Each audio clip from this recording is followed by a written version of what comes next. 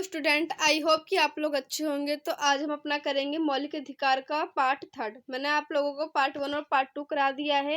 अगर किसी ने उस वीडियो को नहीं देखा है तो पहले आप लोग उस वीडियो को देख लें। तो इसकी इंपॉर्टेंट क्वेश्चन आंसर आपको डिस्क्रिप्शन की वेबसाइट पर मिल जाएंगे। और ये वीडियो क्लास 12 के NIOS के बच्चों के लिए बनाई जा रही है। तो चलिए फिर अपना चैप्टर स्टार्ट करते हैं। तो हमारे टॉपिक का नाम है सांस्कृतिक और शैक्षिक अधिकार। भारत विभिन्न संस्कृतियों, लिपियों तथा भाषाओं का एक विशाल देश है। लोग अपनी भाषा और संस्कृति पर गर्व करते हैं। हमारा संविधान लोगों को उनकी संस्कृति तथा भाषा को अनुक्षण बनाए रखने के लिए आवश्यक सुरक्षा प्रदान करता है। संविधान अल्पसंख्यकों को अपना शैक्षिक संस्थान स्थापित तथा प्रबंधित करने की अनुमति देता है। वित्तीय सहायता स्वीकृत करते समय अल्पसंख्यक समुदाय के शैक्षिक संस्थानों को राज्य द्वारा विभेदित नहीं किया जा सकता। तो यहाँ पर हमारा संविधान क्या कहता है? जो हमारे देश में हमारा जो देश है वह विभिन्न भाषाओं का एक विशाल देश है। यहाँ पर अन्य प्रकार के लोग रहते हैं और उनकी भाषाएं भी। तो यहाँ पर जो अल्पसंख्यकों वाले जो कुछ लोग होते हैं तो वह अपनी भाषा को बचाए रखने के लिए वे किसी भी स्कूल में अपनी धर्म से लेकर वहां पर उसे पढ़ा सकते हैं। तो इसके लिए सरकार ने उनको ये अनुमति दी है, लेकिन सिर्फ अल्पसंख्यकों वालों को, ना कि बहुसंख्यक वालों को। अल्पसंख्यकों को अपना शैक्षिक जहां वो पढ़ते हैं, जो उनका संस्थान है, स्थापित तथा प्रबंधित करने की अनुमति देता है। तो वहां पर वह अपने धर्म से लेकर अपने भाषाओं को वहां पढ़ा सकते हैं। तो यहाँ पर सरकार इसकी अनुमति देता है। लेकिन जो जहाँ पर जो बहुत संख्यक लोग होते हैं तो उनको इसकी अनुमति सरकार नहीं देता। यह अधिकार अल्पसंख्यकों को उनकी सांस्कृतिक तथा भाषा के संरक्षण हेतु राज्य से मिल रहे सहयोग को सुनिश्चित करता है और उनको बचाए रखने के लिए मिले हैं उनको ये अधिकार। राज्य के समक्ष यह लक्ष्य है कि वह देश में मिलीजुली संस्कृति की रक्षा तथा उसका प्रसार करे। तो राज्य सरकार का जो लक्ष्य होता है, उनका ये लक्ष्य होता है कि वह देश में मिली जुली संस्कृति की रक्षा करे और उनका प्रचार प्रसार करे। हमारा अगला टॉपिक क्या है? संवैधानिक उपचारों का अधिकार। सभी मौलिक अधिकारों के बारे में पढ़ने के बाद आपके मस्तिष्क में एक प्रश्न उठ रहा होगा कि यदि राज्य के द्वारा किसी व्यक्ति को एक या एक से अधिक मौलिक अधिकारों को दबा दिया जाए तो वह व्यक्ति क्या कर सकता है?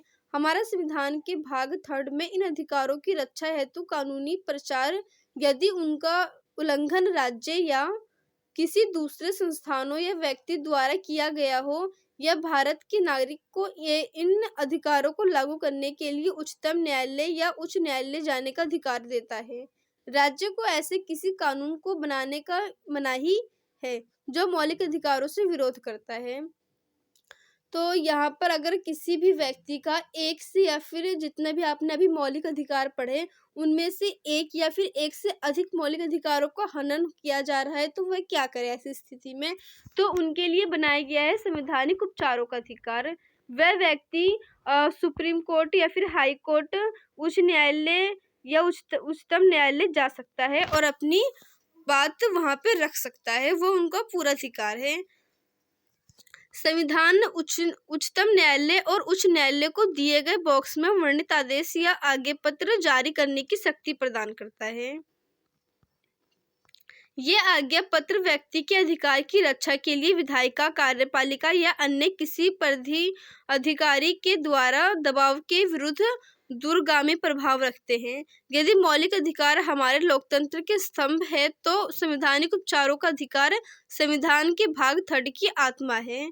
तो जो संवैधानिक उपचारों का अधिकार है ये उन 5 मौलिक अधिकारों का सबसे ऊपर माना जाता है इसको, क्योंकि अगर उनमें से किसी भी व्यक्ति के साथ 2-3 किसी भी मौलिक अधिकारों की एक से या फिर एक से अधिक मौलिक अधिकारों के हनन होता है तो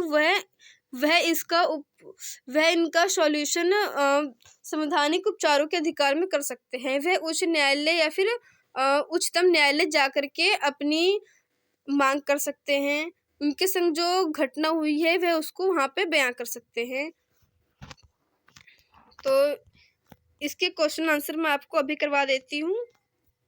चलिए फिर स्टार्टिंग से देख लेते हैं इसके क्वेश्चन आंसर क्या होंगे।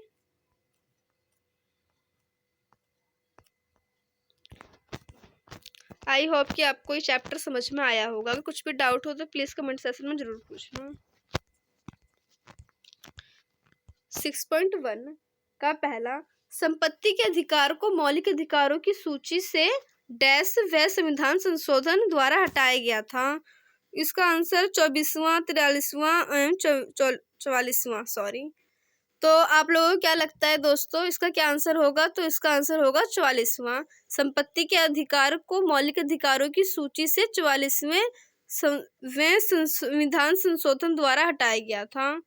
दूसरा, संविधान के भाग 3 में दिए गए अधिकार को अधिकार डैश अधिकार के रूप में जाना जाता है, वैधानिक, आर्थिक और मौलिक। तो इसका आंसर होगा मौलिक। संविधान के भाग 3 में दिए गए अधिकार को मौलिक अधिकार के रूप में जाना जाता है। अगला 6.2, समानता के अधिकार का लक्ष्य डैश विभेद समाप्त करना है, नैतिक, सामाजिक, राजनीतिक। तो इसका आंसर होगा सामाजिक। दूसरा, समानता के अधिकार में डैश प्रकार की समानताएं होती है, 3, 4, 5। तो इसका आंसर होगा 5। समानता के अधिकार में 5 प्रकार की समानताएं होती है। थर्ड, डैश का अधिकार अस्पृश्यता का उन्मूलन करता है, समानता, स्वतंत्रता, धर्म। तो इसका आंसर होगा समानता। समानता का अधिकार अस्पृश्यता का उन्मूलन करता है। चौथा, राज्य डैश प्रावधानों का सृजन शोषण के विरुद्ध महिलाओं तथा बच्चों के लिए कर सकता है, सामान्य, विशेष, साधारण। तो इसका आंसर होगा विशेष। राज्य विशेष प्रावधानों का सृजन शोषण के विरुद्ध महिलाओं तथा बच्चों के लिए कर सकता है। और हमारा ये लास्ट है, समानता का अधिकार का लक्ष्य डैश समानता प्रतिष्ठापित करना है, सामाजिक, नैतिक, राजनीतिक। तो इसका आंसर होगा सामाजिक। समानता का अधिकार का लक्ष्य सामाजिक समानता प्रतिष्ठापित करना है। तो अगला देख लेते हैं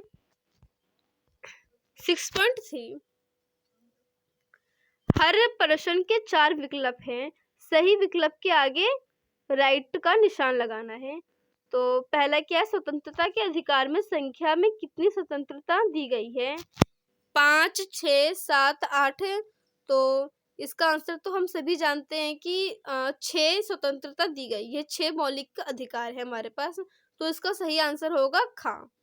दूसरा, जब किसी व्यक्ति को पुलिस द्वारा गिरफ्तार किया जाता है तो कितने समय के अंदर निकटतम दंडाधिकारी के सामने प्रस्तुत करना पड़ेगा? 12 घंटे, 24 घंटे, 36 घंटे, 48 घंटे। तो इसका आंसर है 24 घंटे के अंदर। थर्ड, जब किसी व्यक्ति को बंदी निवारक कानून के अंतर्गत गिरफ्तार किया जाता है तो उसे कितनी अवधि तक बिना मुकदमे के जेल में रखा जा सकता है? 3 महीने, 6 महीने, 12 महीने, 18 महीने। तो इसका तो हमने पढ़ा ही था कि 3 महीने तक ही जेल में रख सकते हैं। तो इसका आंसर होगा का।